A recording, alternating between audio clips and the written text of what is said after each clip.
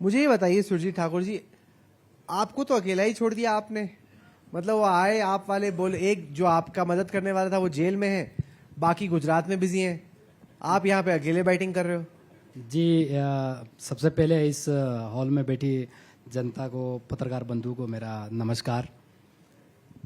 मैं बताना चाहता हूं कि जिस तरीके से जो आपने सवाल किया है कि अकेली बैटिंग हो रही है, ऐसा नहीं है। 3 तारीख को हमारे नेताजी सोलन में रैली करेंगे, आ रहे हैं। डोर टू डोर का कैंपेन चला है और करीब करीब 11 लाख घरों में हमारी अरविंद केजरीवाल जी की गारंटियां जो पहुंचानी थी वो पहुंच चुकी है। बूथ पर वो मैनेजमेंट हर चल हफ्ते रहा है। गुजरात जाते हैं 2 या 3 बार। यहाँ पे जी, आप गिना अब रहे हैं कौन सी तारीख को आएंगे। 3 तारीख को आ रहे हैं, यहाँ पे आ रहे हैं और भी नेता आ रहे हैं, सारे स्टार प्रचारक आ रहे हैं। पर ये तो रही सारी इधर उधर की बात। मैं काम की बात पे आऊंगा। अब बात करते हैं हिमाचल प्रदेश की जनता की ओर से जो सवाल होने चाहिए।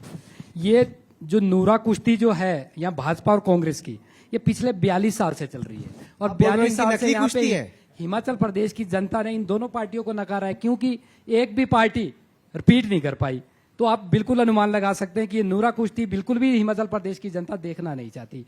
पर जो मुद्दे हैं, जो सवाल है, उसके बारे में मैं बताना चाहता हूं कि ये दोनों पार्टियां कभी भी कर्जे के बारे में बात नहीं करती। ये 70,000 करोड़ का जो कर्जा इन्होंने हिमाचल प्रदेश की जनता के ऊपर लादा है, इसके लिए एक पार्टी नहीं, दोनों बराबर जिम्मेदार है। मैं राजा वीरभद्र जी की सरकार की बात करता हूं। 2012 से 17 के बीच में इन्होंने 19,000 करोड़ का कर्जा लिया, हिमाचल प्रदेश की जनता के ऊपर चढ़ाया। उसके बाद 2017 से और 22 तक की अगर भाजपा की जयराम सरकार की हम बात करें तो इन्होंने भी 21,000 करोड़ से पार का कर्जा हिमाचल प्रदेश की जनता के ऊपर चढ़ा दिया है। अब मैं इनसे जानना चाहता हूं कि 70% आबादी हिमाचल प्रदेश की गांव में रहती है। आपके गांव के आप रोड देख लीजिए, आप ये अनुमान नहीं लगा सकते कि गड्ढे रोड में है या रोड गड्ढे में है। यहां हिमाचल प्रदेश की जनता को गांव को छोड़कर अच्छा स्कूल देने के लिए, अच्छी शिक्षा देने के लिए अपना गांव छोड़कर शहर की ओर आना पड़ता है। वो बच्चों को अच्छी शिक्षा देने के लिए प्राइवेट स्कूल को ढूंढने पड़ते हैं। ये सारी बातें तो सही स्कूल हैं। नहीं दे पा। देखिए, 1 मिनट मुझे दीजिएगा, मैं सारे प्रश्न इन दोनों पार्टियों से पूछना चाहता हूं। और जो कभी भी ये नूरा कुश्ती खेलते रहते हैं और जनता इनसे परेशान है हिमाचल प्रदेश की। पर मैं आप नूरा कुश्ती ना ये मना कर रहे हैं ना वो मना कर रहे हैं। हिमाचल प्रदेश की जनता की ओर से मैं कुछ चुनिंदा 5-6 प्रश्न पूछना चाहता हूं और ये दोनों पार्टी के प्रमुख यहाँ पे बैठे हैं और इस बात का जवाब दे। स्कूलों के बारे में कभी भी कर्जे की ये बात नहीं करते, स्कूलों के बारे में कभी भी कुछ नहीं कहते कि हिमाचल में कितने स्कूल ऐसे हैं जो सिंगल टीचर चल रहे हैं और कितने ऐसे स्कूल हैं, प्राइमरी स्कूल है, जो विदाउट टीचर चल रहे हैं। तो ये इसके बारे में कभी नहीं बताएंगे। उसके बाद अस्पतालों के ऊपर हम लोग आ जाते हैं। अस्पतालों के बारे में नहीं बताएंगे कि डॉक्टर कितने हैं, कितने अस्पताल डॉक्टरों के बगैर है और कितने अस्पतालों के अंदर मशीनरी है जिसमें टेस्ट वगैरह हो सकते हैं। हिमाचल प्रदेश की जनता की ओर से मैं एक और प्रश्न इनसे पूछना चाहता हूं कि हिमाचल में कितने बेरोजगार है। इनके पास तो ये भी डाटा नहीं होगा और मैं आपको रजिस्टर्ड डाटा आपको बता रहा हूं। वैसे अप्रॉक्स ये कोई 14 लाख के आसपास है, पर जो रजिस्टर्ड बेरोजगार है 2021 मार्च तक वो है 8,77,507 बेरोजगार, जिनको रोजगार की कोई उम्मीद नहीं इन दोनों पार्टियों से। और ठेकेदारी प्रथा ये कब खत्म करेंगे?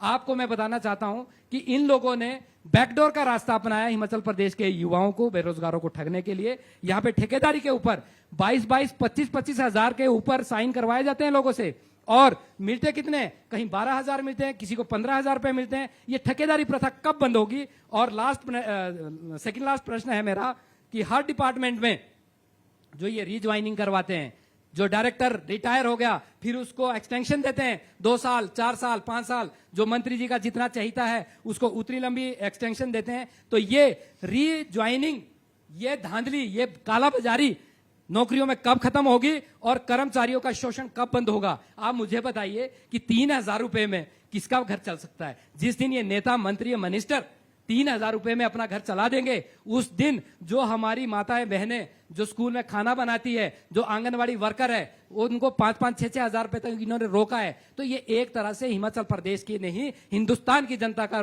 जो शोषण ये लोग कर रहे हैं, ये कब खत्म होगा, कब बंद होगा? सुरजीत ठाकुर जी, आपने बोला तो बड़े जोश से, तो मानना पड़ेगा, लेकिन क्या ये बात सही है कि जो आपके इंटरनल सर्वे आ रहे हैं उसमें लग रहा है कि आपकी दाल हिमाचल में कम गलने वाली है, गुजरात में ज्यादा गल सकती है, इसलिए उन्होंने बोले यहाँ पे ठीक है आप कीजिए जो आपको कहना है, आप पूछिए सवाल, हम लोग जरा गुजरात में फोकस देखिए करते हैं। देखिए, मैं बताना चाहता हूं, जो जैसा कि मैंने आपको बताया, ये मुझे बताने की बार बार जरूरत नहीं है। 42 साल से ये नूरा कुश्ती हिमाचल प्रदेश की जनता देख रही है।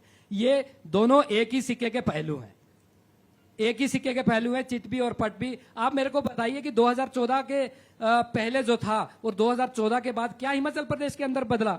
आज भी हमें अच्छे स्कूल के लिए अपने बच्चों को प्राइवेट में पढ़ाना पड़ता है। आज भी हमें अच्छा इलाज करवाने के लिए प्राइवेट का दरवाजा खटखटाना पड़ता है। मंत्री जी तो अपना इलाज विदेशों तक से करवा लेते हैं, क्या मेरे जैसा एक आम आदमी विदेश से इलाज करवा लेगा?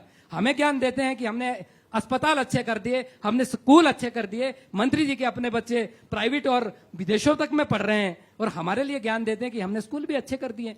तो ये जनता, हिमाचल प्रदेश की जनता इनको जवाब देगी। और इस बार एक बात मैं आपको और बताना चाहता हूं कि 42 साल से हिमाचल प्रदेश की जनता के पास कोई मजबूत विकल्प नहीं था। आम आदमी पार्टी आई है और पहली बार ऐसा एक मजबूत विकल्प मिला है। तो मैं आपको बताना चाहता हूं कि जिस तरीके का जन समर्थन आम आदमी पार्टी को लोगों के बीच जाकर मिल रहा है, तो उससे तो लग रहा है कि मुकाबला एक तरफा ही होने वाला है।